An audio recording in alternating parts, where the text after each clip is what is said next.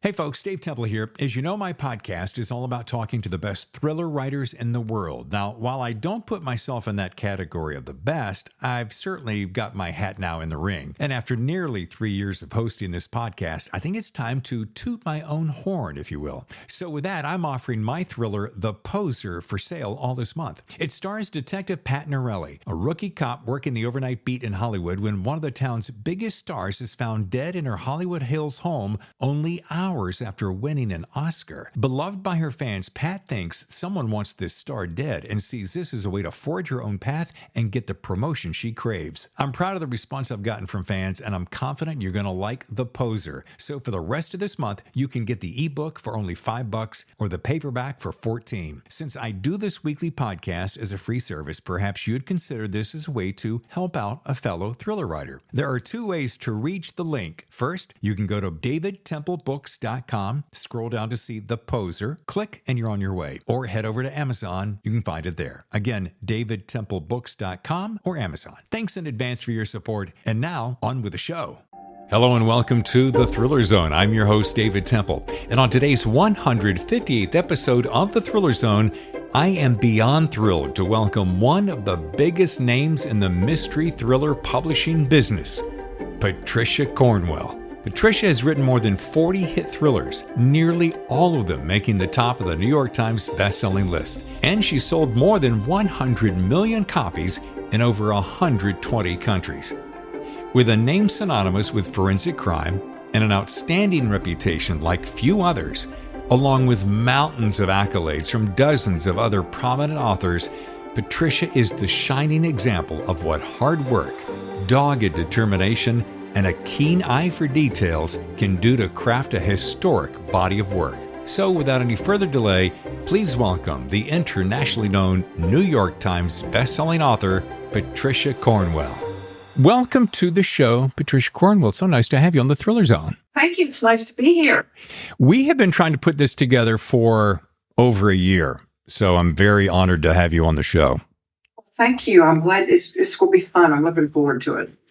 Before we dive into this tasty read, Unnatural Death, I want to share a little something because I find it so hilarious. And this is how I originally reached out to you back in the day, was our 1 degree of separation, which includes two things, Davidson College and Charlotte, North Carolina. You attended Davidson.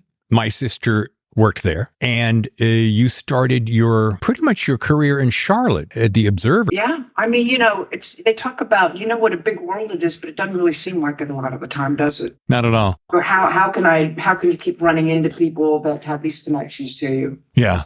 Well, I remember, if my memory serves me well, you were writing, I think it was an article on prostitution, because Charlotte, North Carolina is a very chill, Bible Belt kind of town. So it was, to have that kind of accolade or exposure was attention getting back in the day, wasn't it? Well, it was especially a good accolade to have if you were then going to go write the biography of Mrs. Billy Graham. And the only claim to fame you have is an investigative reporting award for prostitution. And so now she thought that was funny, and I thought it was funny. But the funny thing is, I just would, if you're curious, you just never know what you're going to find out. And I would see these women sitting on the wall in front of the Charlotte Observer, and I was working from 4 to midnight. So I was, out there after dark all the time. And I'd go out sometimes and I'd start talking to them. One thing sort of led to another, and I realized there was a real story here. Yeah. Especially since, it was, but that's the best thing that ever happened to me was being a journalist. Yeah. That's really, and I feel like I still am. I'm always just chasing down information. When was this moment that came that you said, they're not on smoke break, this is something else going on, Well, I would ride around with this police captain, and they called him the mayor of West Trade Street, which was the bad part. Yeah. West Trade was back in the day.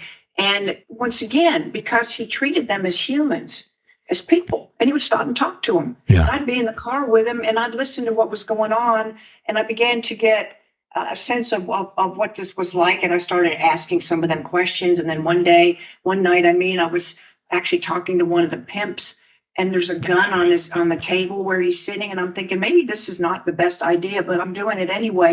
Well, these ladies started telling me so much stuff that I got subpoenaed to court to testify against them. Now that was a scene because the prostitute in question represented herself. So she examined me on the witness stand. Now that was hilarious. And then here's even worse. After it was over with, I went on, got to get on the elevator to leave the courthouse. I was by myself, and I ended up on the same elevator with her and the pimp. We rode, and there was a picture of the three of us together escaping from the courthouse, like I was somehow part of all this. And so, these things you would never anticipate doing them, but they shape you and they teach you to look people in the eye and talk to them and to be curious. Yeah. As you mentioned Ruth Graham, my mind popped back because you grew up or you spent some time growing up in your younger years in Montreat. And again, I'm thinking of association because I can't help it. I'm a Southern boy. So about the time you're in Montreat in Billy Graham territory, I'm over visiting Lake Junaluska every summer as Dad was attending the Methodist conference. Yeah. So the PK preacher's kid, similar thread is not lost on me. Well, so that part of the world too. And, when I was growing up, my first 7 years were in Miami. And then from then on till I went on to Davidson, I was basically in Western North Carolina. Yeah. And year after year after year, the crime statistics would be zero across the board for the little town where I lived. We had one police officer, and he, of course, was the chief. Sure. And his name was Pete Post. You couldn't make that up. What a great name for a cop, right? Pete Post. And so, he would stop by the house like Norman Rockwell, and he'd have coffee, and he'd talk with everybody. And I never experienced any sort of violence or exposed to it at all until I started doing the police reporting for the Charlotte Observer. And I think one of the reasons I was so fascinated by it is I was so horrified by it because in many ways, I'd been very sheltered. I didn't live in an area where if you walked, if you went for a walk at night, something bad might happen. Right. Speaking of Charlotte, when's the last time you were there? Well, I have family that lives there, so I was there a couple months ago. Okay. Yeah, back in July, actually. Yeah, because it has exploded. It's not recognizable. Not at all. Anyway, all right. One other thing. I thought this is interesting. I just learned this about you, that you're a descendant of Harriet Beecher Stowe and Uncle Tom's Cabin. So I'm thinking to myself, did you ever, as you were growing up, with that kind of a legacy background and your love of books, did you feel like, you know what, I think I'm born to do this? I actually didn't think I was born to do much of anything. I mean, I'd seen everything I tried. I only got so far, and then it wouldn't, it was DOA, you might say. I mean, my big thing is I wanted to be a tennis player. And when you get to be about 17 and kids are beating you, you're realizing this is not going to be what you do.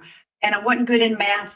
So, chemistry and all these things. So I knew that would limit fields I could go into, but writing was just something all I did. But getting back to Harriet Beecher Stowe, I heard about her when I was growing up because she was my grandmother who was born in 1890. She's a direct descendant from the Beecher family. Wow. Her father, I can't tell you right off the top of my head, but her father and Harriet Beecher Stowe's father, they were like brothers or something. Right.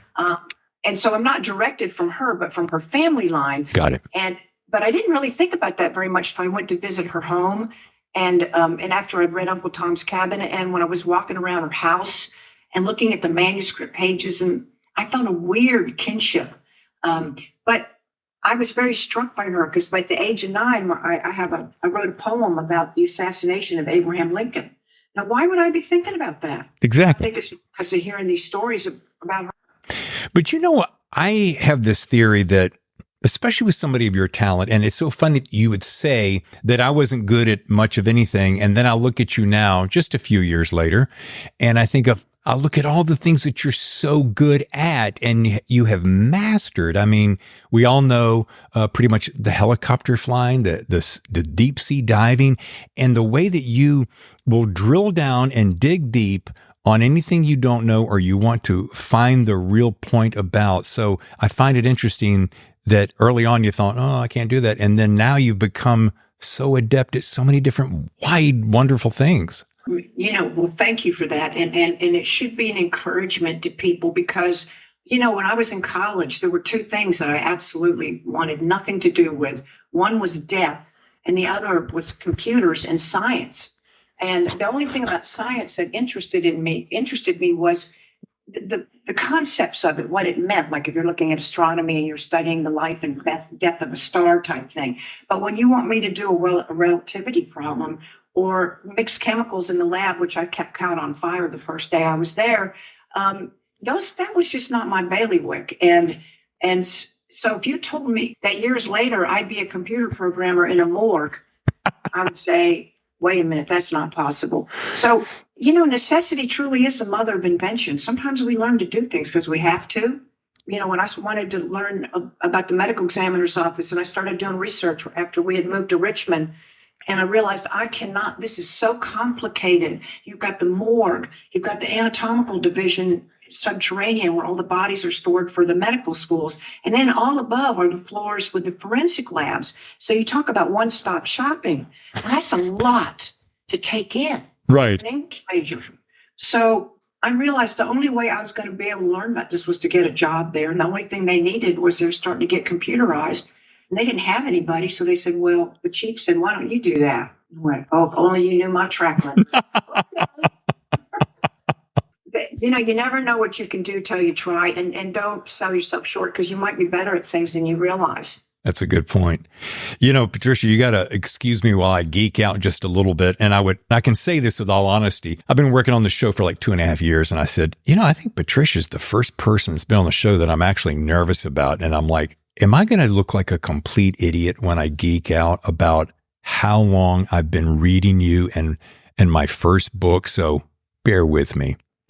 Well, see, that skeleton back there, that's really me. This is my avatar. There's a reason why you've been reading me for so long. There you go. I'm flashing back to, I can't remember if it was postmortem or body of evidence, but I do remember it was 1991 because I just moved to LA. And I thought, who is this gal writing this kind of science? And then it was All That Remains and Cruel and Unusual. Here's what's interesting. I was flying back and forth, back home, East Coast, and then back to LA. And you were that author that I would always grab. One of the greatest examples of where the best place to grab books, airports. And so I was reading your books through the years as I'm flying back.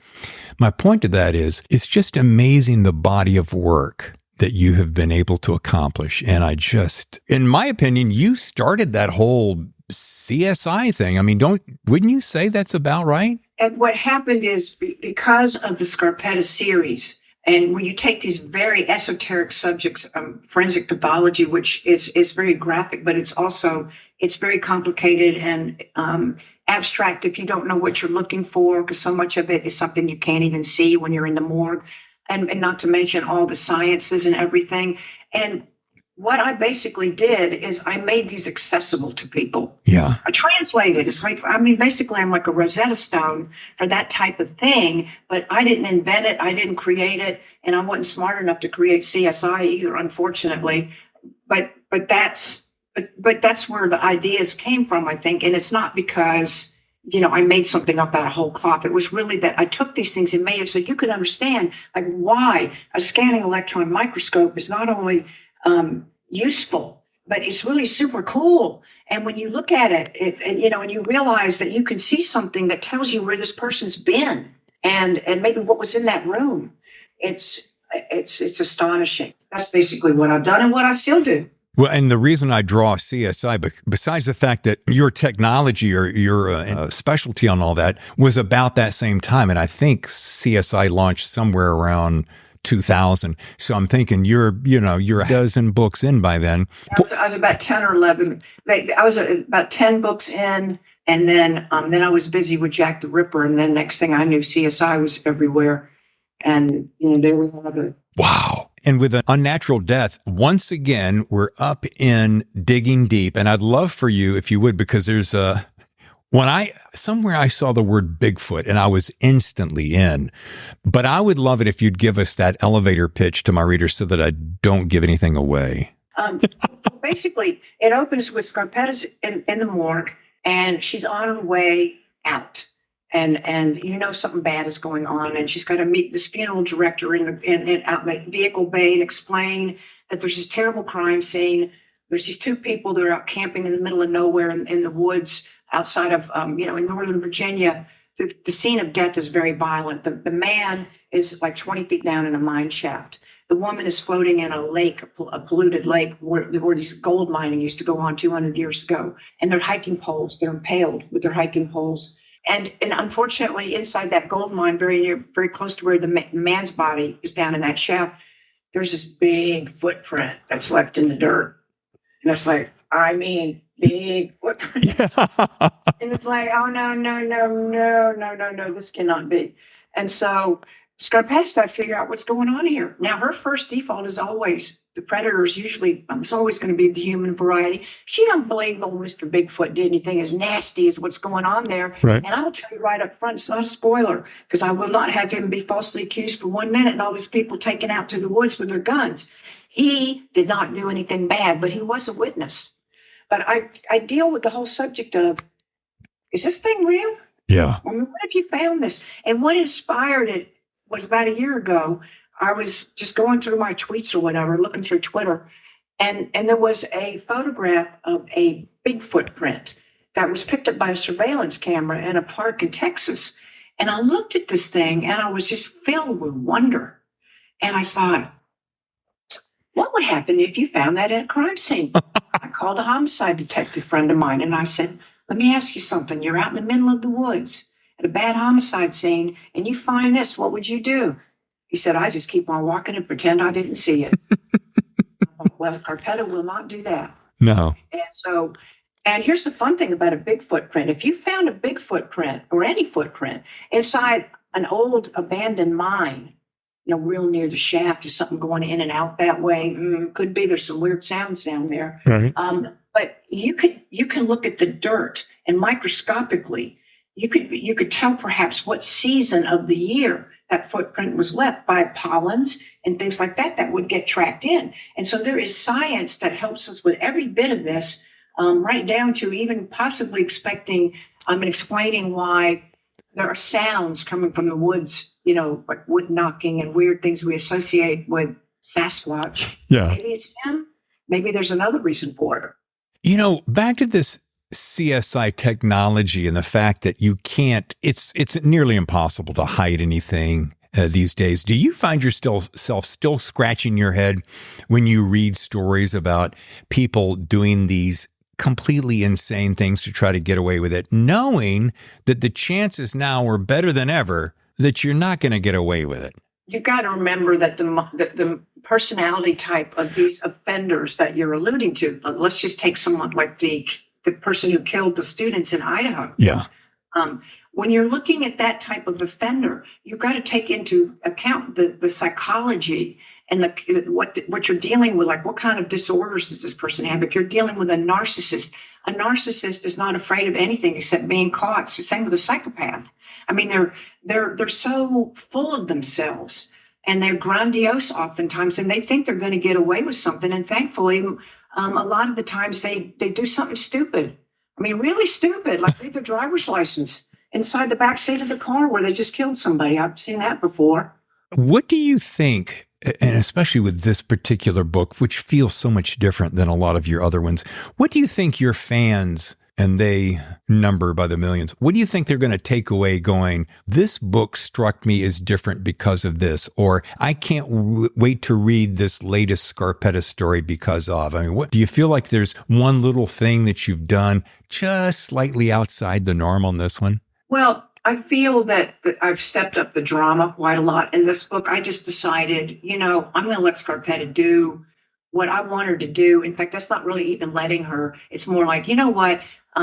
Maybe somebody else could go down in that mine shaft. You could bring somebody else in. But then again, if she's got to get a body out, she's going to try to do that herself. Yeah. But it's really scary when you're being hoisted down into this thing and you can hear animal sounds and there's bats flying around and owls, you're going down in this sling, with hitting the sides of it. And then there's this awful body that's caught in the cross timbers of this collapsed mine shaft. And so what I just thought I was going to do. I said, you know what? I'm just going to put her in a really awful place this time. I'm sorry. It's going to be awful. And I want to see what she does. And then I'm going to throw in Bigfoot to boot. I want to see how she handles that. And how does Lucy handle that? Well, we know Marino, he's hoping it's true. Sure. He's always looking for Bigfoot. You just don't know that he is Bigfoot. Yeah. But there's a lot of things to get from it, not the least of which is Marino pokes a stick at the fact that a lot of people feel embarrassed if they believe in anything that might be paranormal, whether it's Bigfoot or ghosts or UFOs, all of which I have a very healthy respect for, by the way. Yeah. I even would look for Nessie if you give me a chance. But don't ever think people are stupid, because they might perceive something that you don't. Yeah. And that's a very important theme in this book, because Marino's always felt people look down on him because of some of the stuff he thinks. And it becomes quite clear that is the opposite of what you should think of him or anybody that's involved in what's going on. So, you might answer that question better than I could, what people will get out of this one. But I think they'll relate to it, because it's like something that might happen to them if they were romping through the woods. Yeah. Well, the one thing I liked about Marino is he's so real, and he has this compassionate side to him that doesn't want to show, but I always dig it because of that, between that and his odd sense of humor.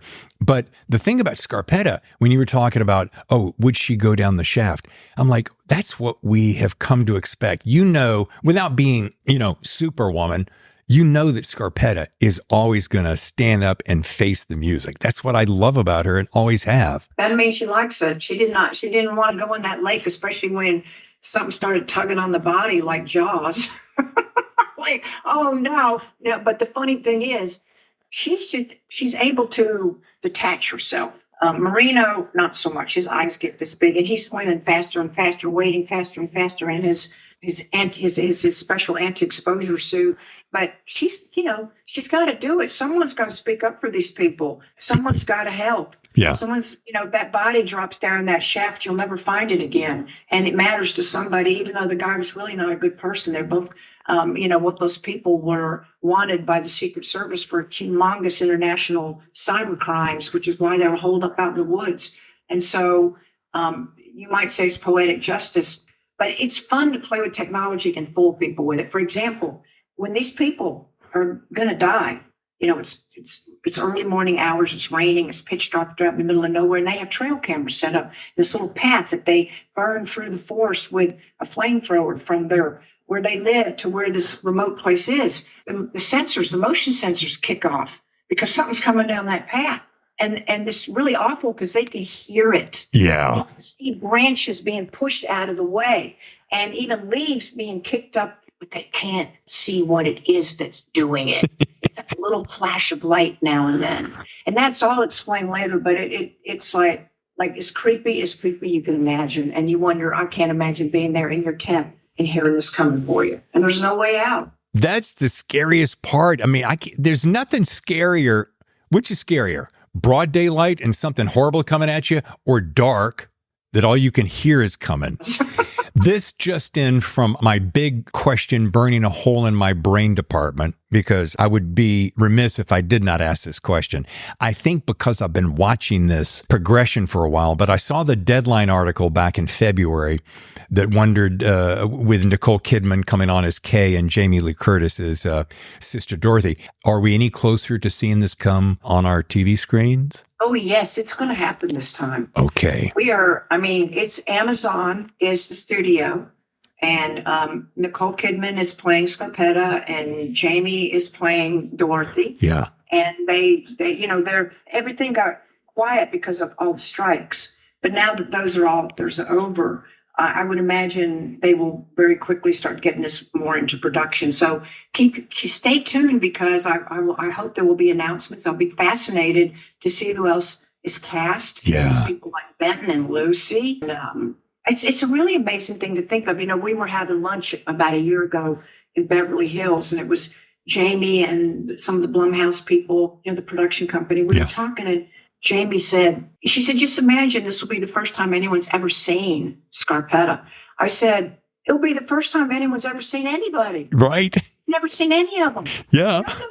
And these people have been living with some of these readers for 33 years now. Now you're going to see them, and it's going to be fun. And that's my other point. So 33 years, and I think it was Fox. I want to say it was Fox who bought the rights back in like 2000, 2001, somewhere around there. When's been optioned to death? Yeah, and I'm like, there's nobody. This is going to sound like I'm blowing smoke up your skirt, and I'm really not. Of all the television that we watch, and my wife Tammy and I watch an insane amount of content. I'm like, why in the world is not Scarpetta? And then when I heard Nicole Kidman and I look at her enormous body of work, I'm like, that's going to be enormous. It will be. And because of the magnitude of these two Oscar winners who are headlining it, you're also then going to attract, God only knows who else they'll attract to it.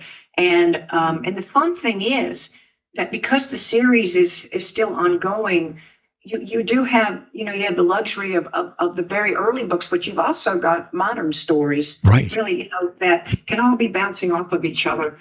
Who knows what all will be done, but it's a very talented group of people so far, and I'm very excited about it. Well, I'm trying to stay right on time because I know that you're in a crunch for time here, but there's two things that pop in my head, and I'm thinking about all the series. Now, everybody knows you from Scarpetta, and I am embarrassed to say, Patricia, I have not read some of your other series, but I know that there's the Win Garano series, the Andy Brazil series, Captain Chase series, and I think to myself, if it feels as though there's only one real series in the world, so I don't want to take away from Scarpetta, but I'm like, when I look at these other series that you've got, my question to you is this, long way around.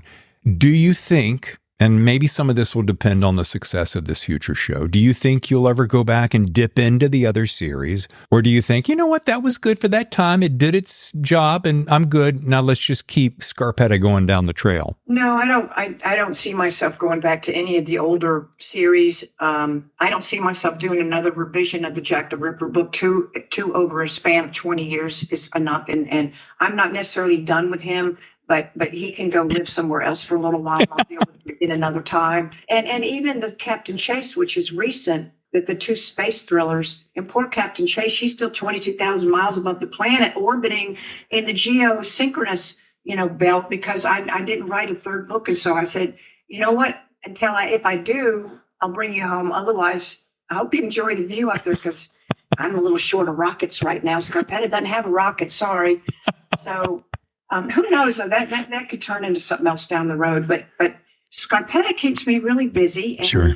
And the truth is, I enjoy spending time with her. Yeah. I'm not saying it's easy. I mean, writing is really hard, but if I'm going to lose myself in something and spend that much time on, it's a good place to be. Yeah. And I always enjoy seeing what she's doing. I mean, I say that as if I don't, if I'm not the one who's writing it, but at times, I don't know, it goes places on its own. You go, I don't know why that just happened, but it's rather interesting. Yeah. Oh, you have such a great sense of humor. As we begin to wrap, I'd love to ask you just a couple of little quick things about your own personal reading habits, because I, as a writer and a reader, I always want to know, hey, what are they dipping into on their spare time? And the first one is, what's on your nightstand right now that you're reading that you're really loving? Well, it's not on my nightstand, but right now I'm reading Douglas Brunt's The Mysterious Case of Rudolph Diesel, as in diesel engines, yes. And which is really fascinating because he went overboard on a ship, and the question is, was he murdered? He was this inventor. So I have just started reading that because I love history. Yeah. I love biographies. I also have a lot of books I look at on my phone. That's like, for example, I have I keep Hemingway around all the time because there's one book in particular that I read several times a year called The Garden of Eden. It really is very autobiographical about what it was like for him when he was starting out as a writer, set in this context of the story of this writer who's just gotten married and is in Europe. To be in his mindset when you can feel him walking across the flagstones in the early morning, yeah. You feel the dew under his bare feet, going to the room at the end where he's going to write, and he opens the door and he looks out the window and opens that and decides what the day is going to be like as he sits down with his little notebooks. And if you're a writer, you know that feeling. Oh, yeah.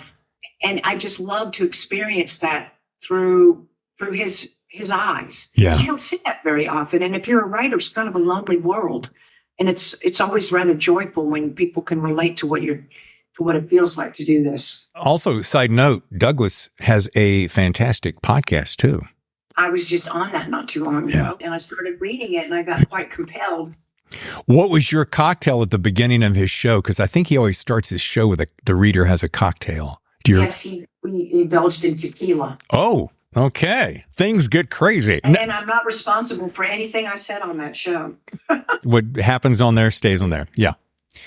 All right. Now, what is a book that you've read that greatly impacted you? It's just something that that you take away and you go, and it could be fiction or nonfiction that you want.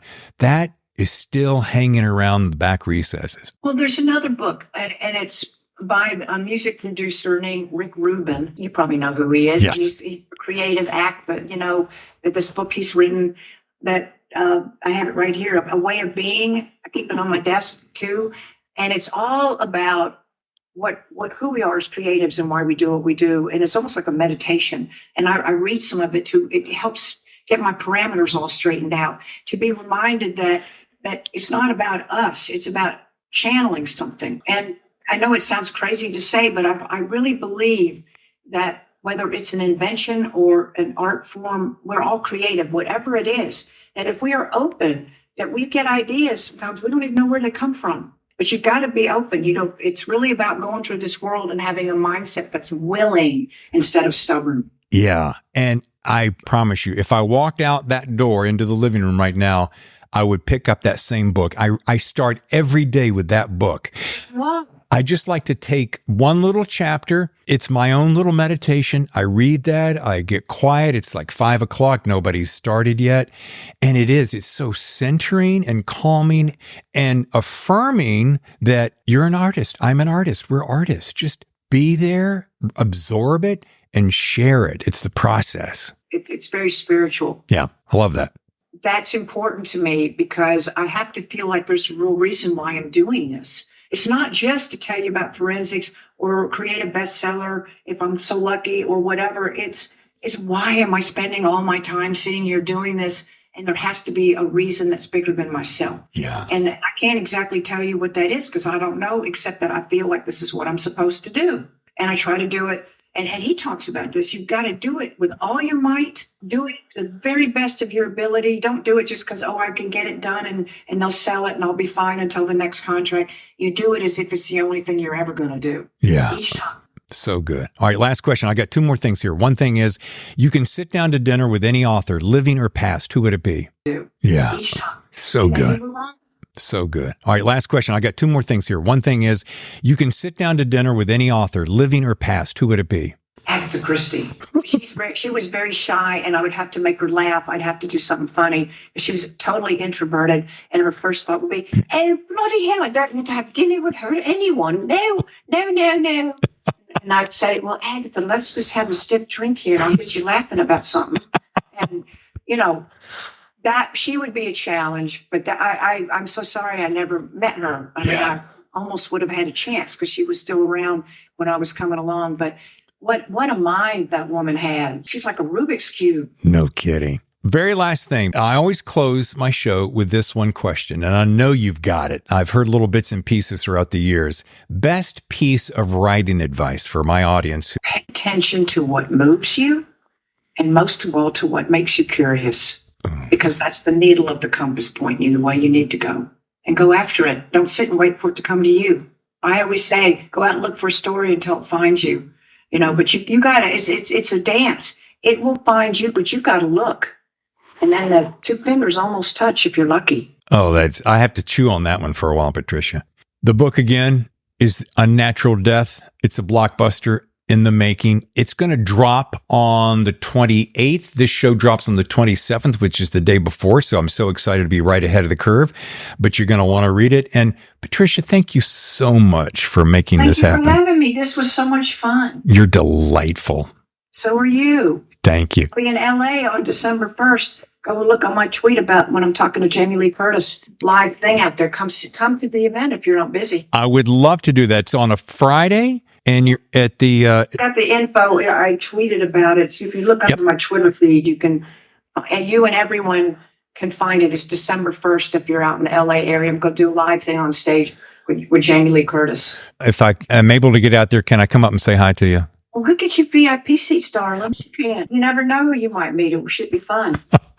Thank you again, Patricia. Thank you, and we'll talk again, I hope. Okay, hope so. Bye. Wow, that has got to be one of my favorite podcasts yet. I mean, come on. Patricia Scarpetta Cornwell, only one of the biggest authors in the whole world.